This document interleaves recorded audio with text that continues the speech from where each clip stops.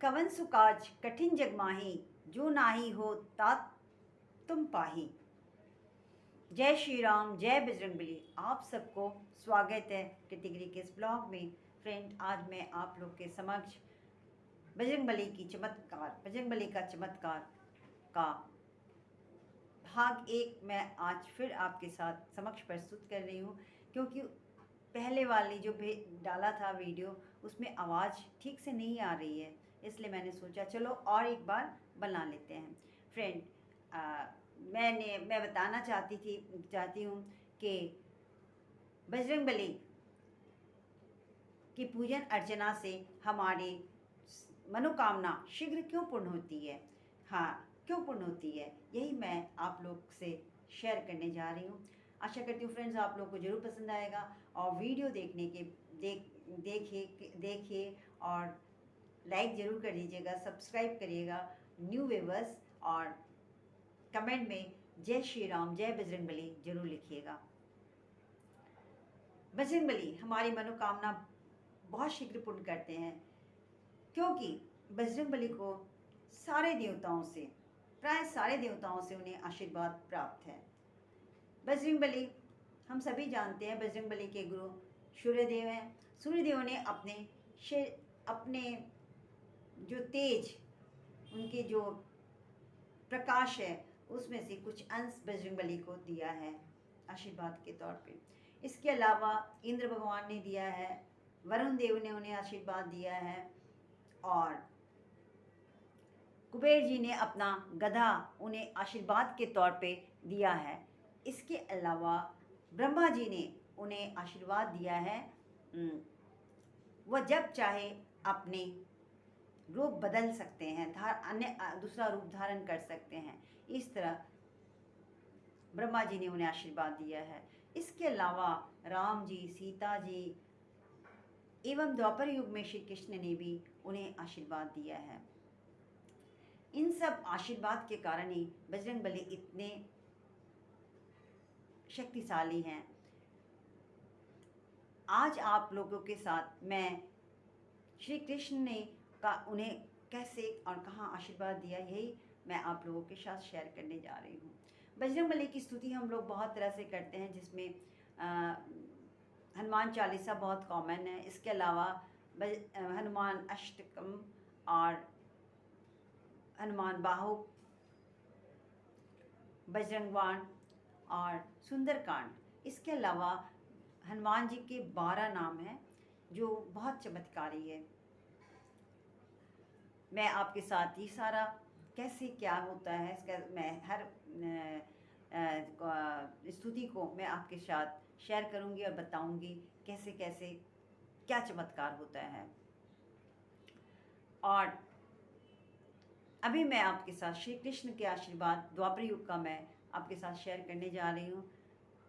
कुरुक्षेत्र के मैदान में हम सभी जानते हैं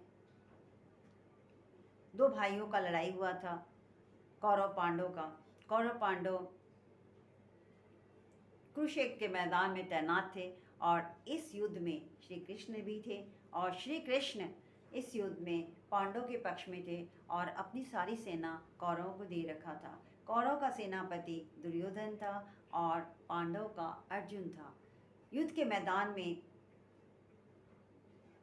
अर्जुन अपने रथ पर चढ़कर देखते हैं कौन कौन उनसे लड़ने आया है।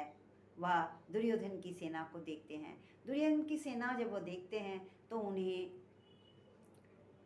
सभी अपने ही भाई बंधु दिखाई देते हैं। इसके अलावा गुरु द्रोणाचार्य और भीष्म पितामह को देखते हैं।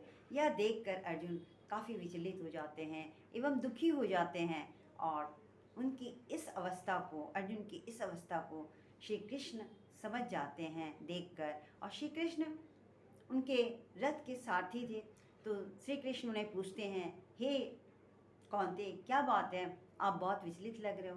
तब अर्जुन बताते हैं कि मैंने दुर्योधन की सेना को देखा, वहाँ सभी अपने भाई बंधु ही हैं। इसके अलावा गुरु द्रोणाचार्य और भीष्म पितामह भी हैं। हे केशव, मैं सही में यह देखकर बहुत विचलित हो रहा हूँ एवं लज्जित हो रहा हूँ। मैं कैसे अपने भाई बंधुओं का वध करूँ? भीष्म पितामह, गुरु द्रोणाचार्य, मुझे बहुत लज्जा हो रही है।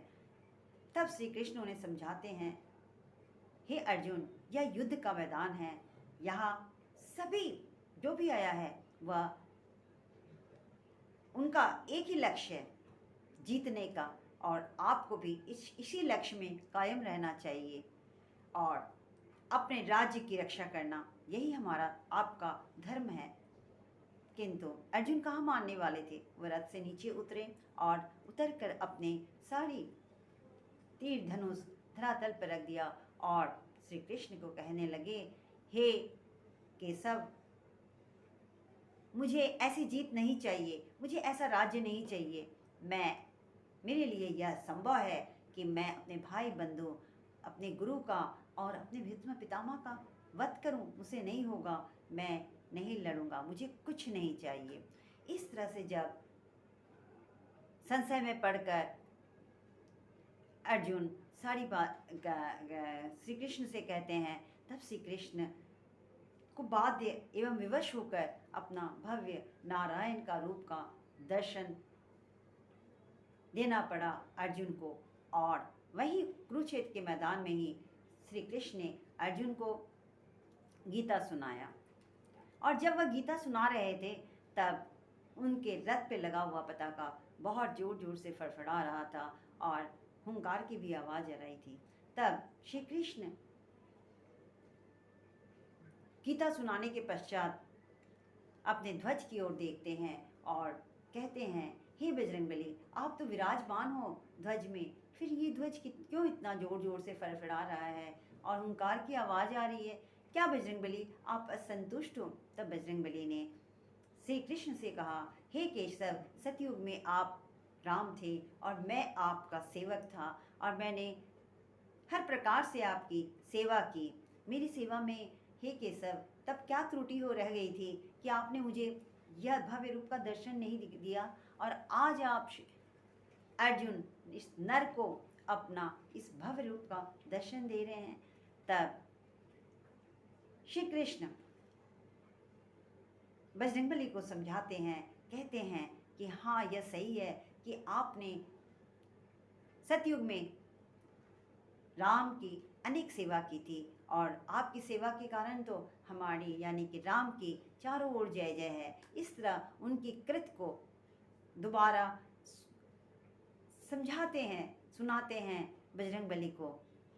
हे बजरंगबली, जब लखन को बचाने के लिए आपको संजीवनी बूटी लाने के लिए कहा था, तब आप संजीवनी बूटी लेने चले गए, लेकिन जब आपने पहचाना नहीं तो पहाड़ ही उठा के ले आए और इस तरह आपने लखन का प्राण बचाया। जब आपको कहा गया कि सीता का खोजने की आज्ञा दी मैंने, तब आपने समुद्र लांघ कर लंका जाकर तरह तरह से हर जगह आपने सीता को खोजा। अंत में आपको सीता जी अशोक वाटिका में मिली।